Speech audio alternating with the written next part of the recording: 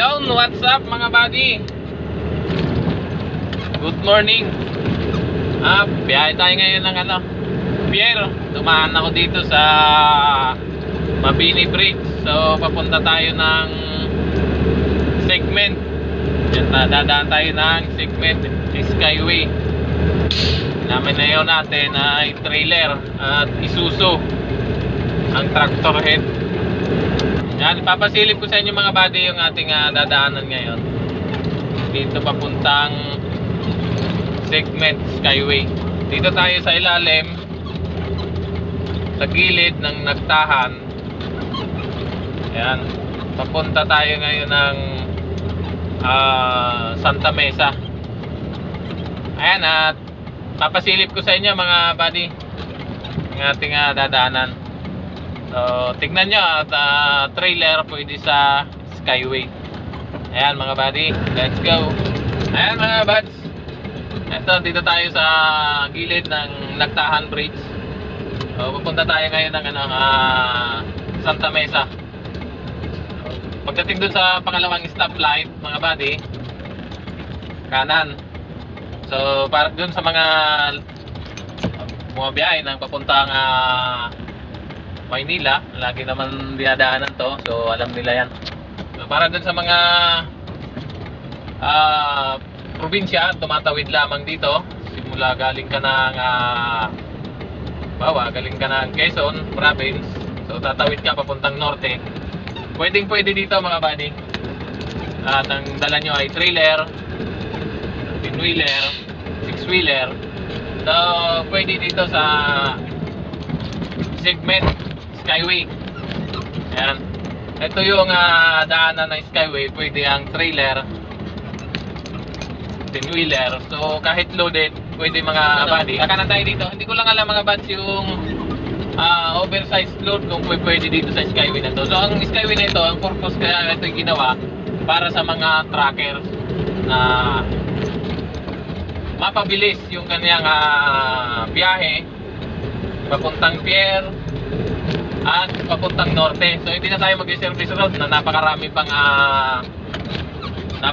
pang stoplight tayong dadaanan.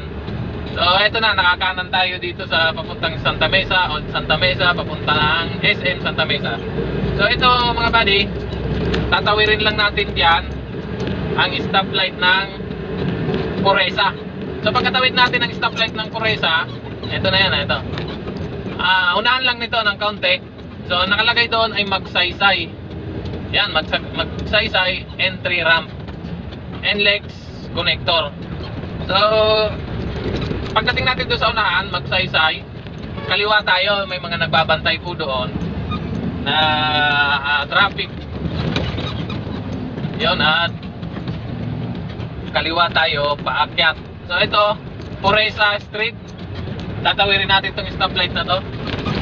Then bandang kaliwa mga buds, diyan tayo papasok. So, yung dadaanan natin mga buddy, ano po yun? Yung po Skyway, napakataas. So parang kala mo nasa nasa daan papuntang langit. Pwede pala ang trailer. So ang haba ng trailer natin ay 40. Ayan, 40 feeder. So may tractor pang duksong. Yan, medyo mahaba ng konti sa 40. Ayan. So may mga siguro mga 45. Ganun. So ito na mga buds, malapit na tayo kumaliwa sa ating dadaan ng connector, NLEX connector. So ito. So dito mga buds, kaliwa dito tayo sa Magsaysay.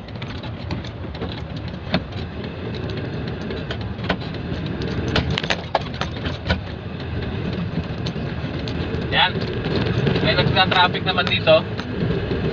So ito na. Ito na mga buddy, may nakalagay dyan, welcome to NLEX connector. So ito, pag pupunta ka ng north, pupunta ka ng Bulacan, pupunta ka ng Baguio, pupunta ka ng ikaw na bahala, basta north area, dito ang daan. napakabilis. Maliban na lamang sa mga 4 wheels, pwede ka naman mag-skyway na diretso na. So ito, para dun sa mga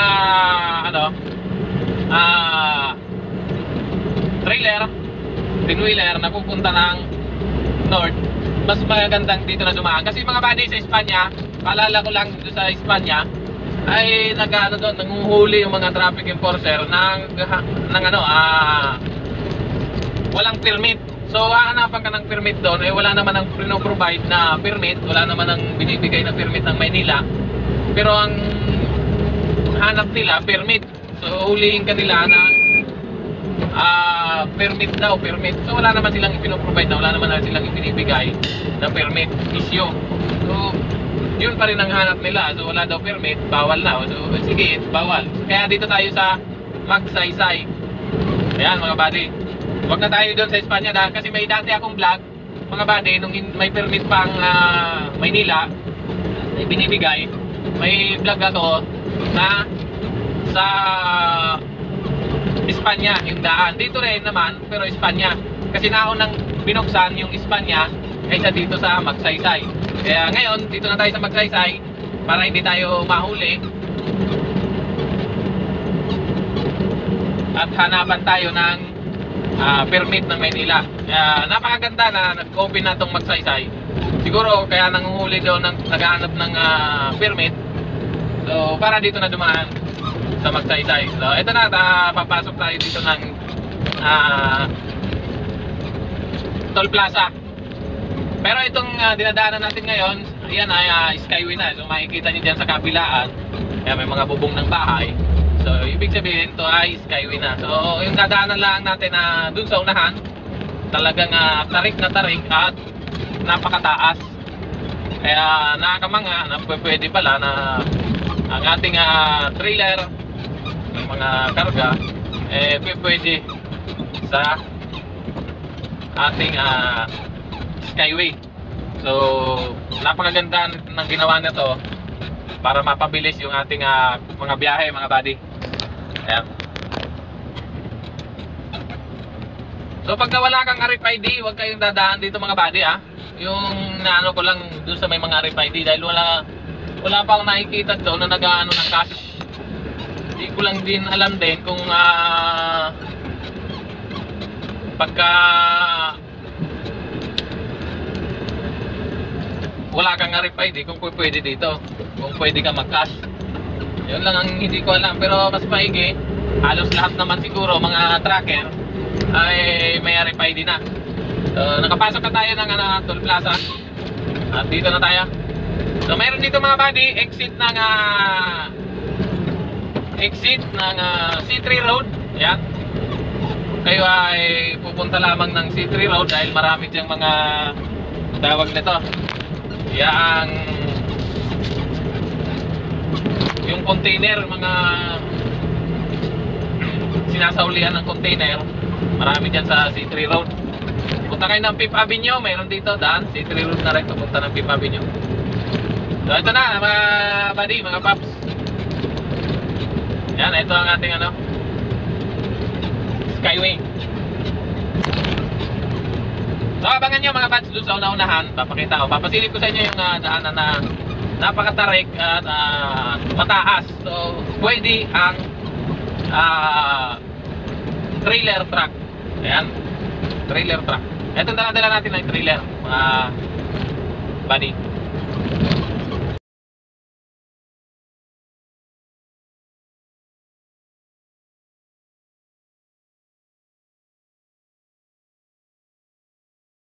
So mga buddy, ang kagandahan dito sa skyway na to, pagka ikaw in case of emergency na mayroon kang trouble, mayroon po siya na leeway.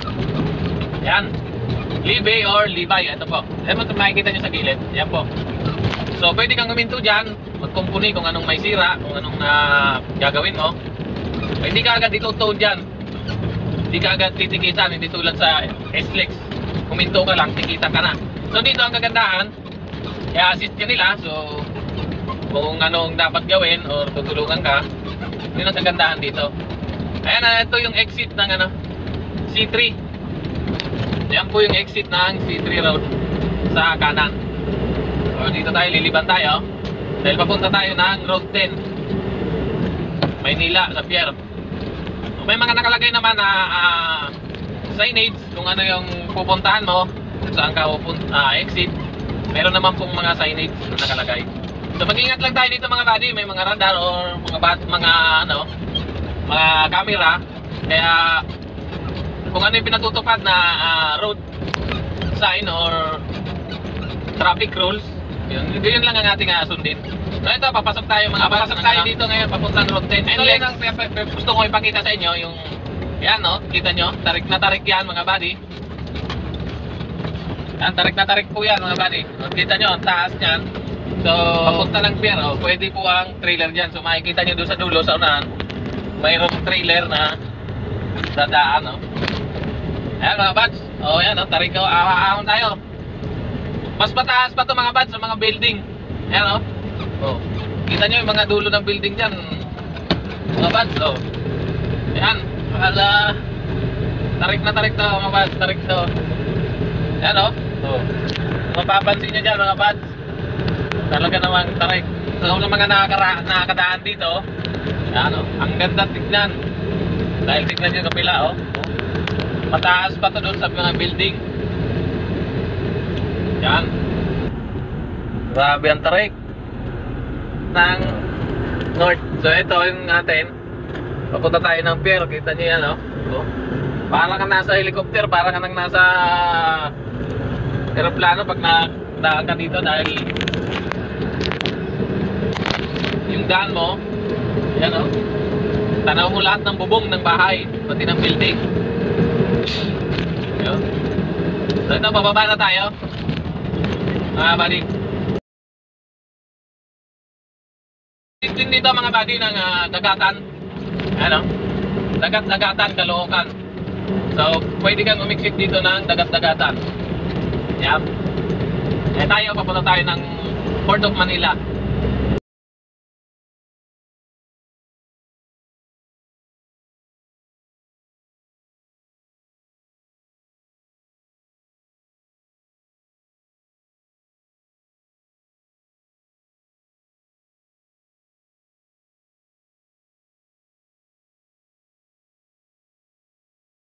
Ito na mga buddy, pababa na tayo ng Skyway.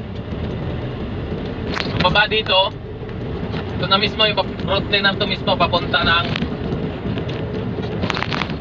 Roas. Yan. So ito na yung papunta ng Roas. Hindi kayo pupunta ng Roas,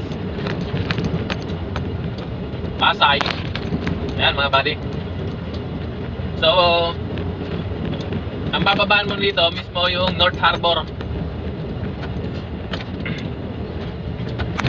Tawagin ay Arso. Ayan, napakabilis lang natin narating. So hanggang dito na lang mga buddy. At salamat sa inyong panonood. Sana inyong suportahan ng aking video na mga pinupost. Kaunting kalaman lang, and thank you. Ingat, drive safe.